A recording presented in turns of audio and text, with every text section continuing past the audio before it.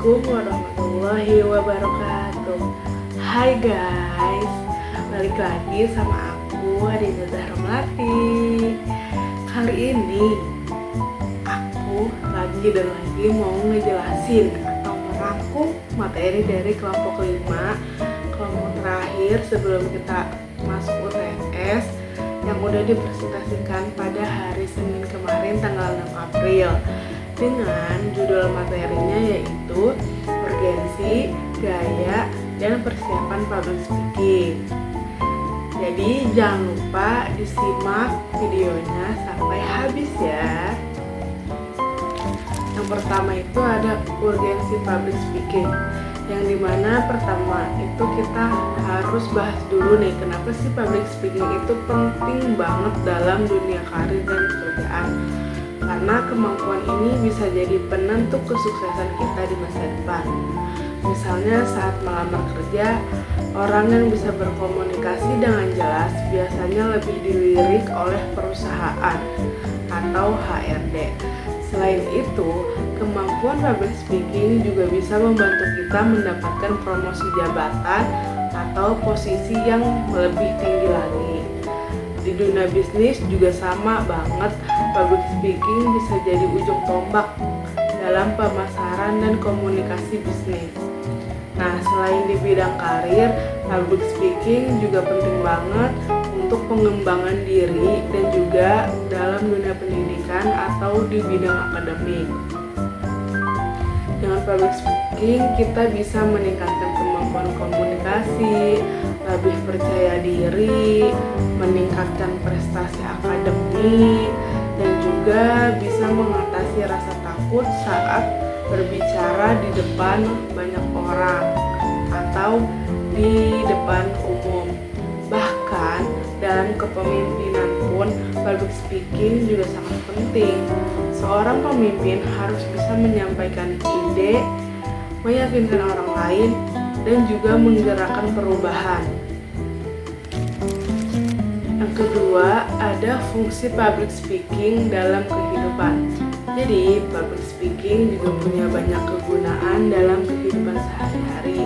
Misalnya untuk menyampaikan ide, mempertahankan pendapat atau informasi, bisa meyakinkan atau mempengaruhi orang lain, dan juga bahkan memimpin sebuah kelompok atau organisasi. Kadang-kadang kata-kata yang disampaikan langsung lewat berbicara bisa lebih kuat pengaruhnya dibandingkan dengan menggunakan tulisan. Karena lewat public speaking kita bisa menunjukkan ekspresi, intonasi suara, dan juga bahasa tubuh. Yang ketiga, ada gaya public speaking, di mana dalam public speaking juga ada beberapa gaya atau jenis cara berbicara di depan umum. Yang pertama contohnya ada pidato persuasif, yaitu pidato yang bertujuan untuk mempengaruhi atau meyakinkan orang lain. Yang kedua yaitu ceramah yang informatif, biasanya digunakan untuk memberikan informasi atau pengetahuan umum. Yang ketiga yaitu orasi yang inspiratif, yaitu berbicara untuk memberikan motivasi dan semangat kepada semua orang atau audiens. Nah, kemudian juga ada presentasi di bidang akademik, biasanya ada presentasi dan sesi tanya jawab atau diskusi yang sering kita lakukan atau mahasiswa lakukan saat di kelas atau di sebuah seminar. Nah, yang terakhir ini ada MC atau pembawa acara yang biasanya bertugas untuk memandu jalannya sebuah acara, bisa formal maupun non formal atau santai. Yang keempat ada persiapan public speaking, di mana supaya public speaking kita berjalan dengan baik, tentu kita harus melakukan persiapan terlebih dahulu. Salah satu cara yang digunakan adalah dengan menggunakan rumus 5W1H, yang artinya kita harus memikirkan yaitu yang pertama ada who, yaitu siapa audiens kita. Yang kedua ada what atau apa, yaitu apa yang ingin kita sampaikan atau kita bicarakan. Yang ketiga ada why, yaitu kenapa, yaitu kenapa topik itu penting banget dibicarakan pada hari ini. Yang keempat ada when, yaitu kapan kita akan berbicara. Yang keempat ada where, di mana itu kita berbicara tempatnya. Yang terakhir ada how, yaitu bagaimana cara kita menyampaikan pesan atau informasi agar menarik.